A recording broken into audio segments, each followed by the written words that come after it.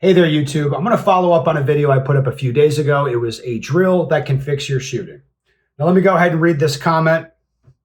I noticed that other trainers take the opposite approach to yours and emphasize really clamping down hard and forcing your sights, red dot, back to position, i.e., fighting the gun.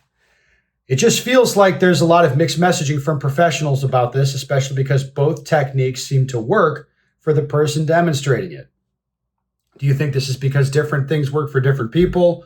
Or do you think that those who advocate fighting the gun would be that much better if they adopted your technique? For what it's worth, I seem to have a lot more success with your advice techniques, and I very much appreciate the time and effort you put into helping new shooters on YouTube. Okay.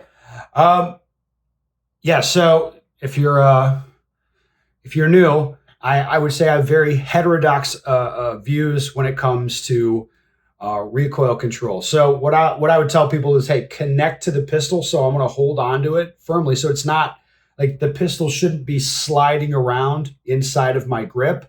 I shouldn't see when the gun's recoiling, it doing that, like the trigger guard bouncing off my finger. No, my hands are connected to the gun, forming one unit. Beyond that, gripping the gun a whole lot harder is not going to do that much for me. And then I will emphasize focusing on a small spot that I want the gun to return to. So I'll look at that spot and I'll have the intent for the gun to return to that spot, but I'm not conscious of fighting the gun or pushing it around. Now, okay, that's my view. Now, a lot of other people have a different view where they say, hey, clamp down on as hard as you can, all of that stuff. Now, what I would say is, like, my views sound really heterodox if you're new to shooting or you just go through like lower level, like defensive shooting type of courses. If you look at what happens inside of competitive shooting, I don't think what I'm saying is all that crazy. Now, no matter how top level shooters, like no matter what they say they're doing, if you zoom out and look at it from like 30,000 feet and you watch what top level guys are doing, they typically look a lot more relaxed than people would think. So when they're standing still shooting, their upper bodies tend to be, a little bit looser than you'd think. They're very precise when they're transitioning the gun around and shooting. They look tense and effortful when they're actually moving. So when they're moving their feet, that's when you see them, oh, wow, those guys are really moving. But when they're just shooting, they tend to look a little bit more relaxed. So it's like, what the words I'm using are like a little bit against the grain, but if you watch what people do, it's not really that wild. That's the first thing. Now, I think that more people would do better if they did things the way that I'm talking about, for sure. And I'll say one other thing. When you have this idea, it's like, hey, does this technique work for you or not?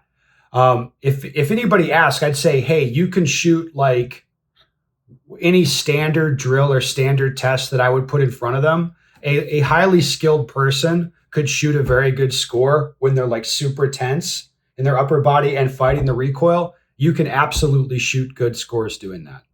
I wouldn't argue that. What I would say is, like, you're going to have a much easier time if you focus your effort on the right areas, which would be, again, to me, visual precision, predictability, consistency, as opposed to using lots of muscle, using lots of effort, fighting with the gun a lot, that sort of thing. I just think more people will do better with it. Let's read some of the follow-up comments to this. You will find what works for you. In defensive situations, I'd recommend clamping down hard to keep your group as tight as possible. Like the guy that made that comment, like, I can tell he doesn't know how to shoot that well, because clamping down is not going to do that. Like, pulling the trigger consistently, focusing on a small spot on the target so the sight returns to small spot. That's what makes your group tight. Just clamping down harder, I think, is going to be inversely correlated with tight groups. Okay. Another comment. Ben's technique and logic makes sense, but I'm convinced more and more that his grip strength is higher than most people, and what feels relaxed for him is actually pretty substantial pressure. I would say yes and no. So my grip strength is not substantially above average for an adult male. All right. It's not. I've tested it.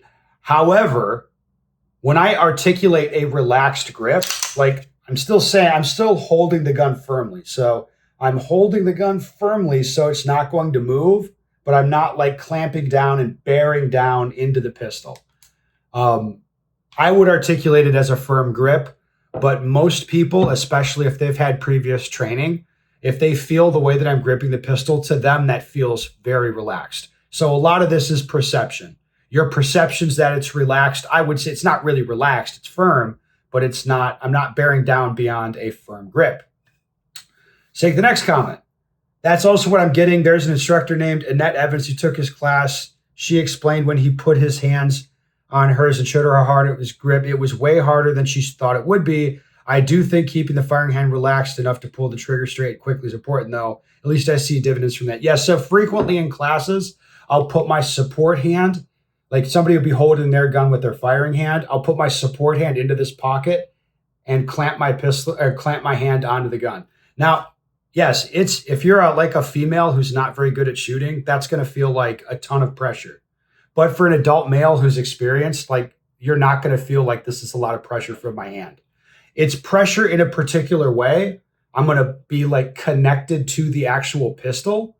So people feel like I'll grab my hand and I'm clamping into the pistol. Like a lot of times when people feel me hold their hand like this, they're like, wow, that's not the feeling I thought it would be. They typically don't say like, wow, that's a lot of pressure. Although some people, if they're shooting and their hand doesn't stay connected to the pistol like this, then I'll put my hand, I'll be like, no, this is the pressure that's going to keep your hand connected to the pistol. That kind of thing. Like I said, a lot of this comes down to perceptions. Anyway, guys, thank you for joining me on a nice Sunday morning. I hope it's probably clear as mud now how hard you should grip your pistol, but we'll keep trying.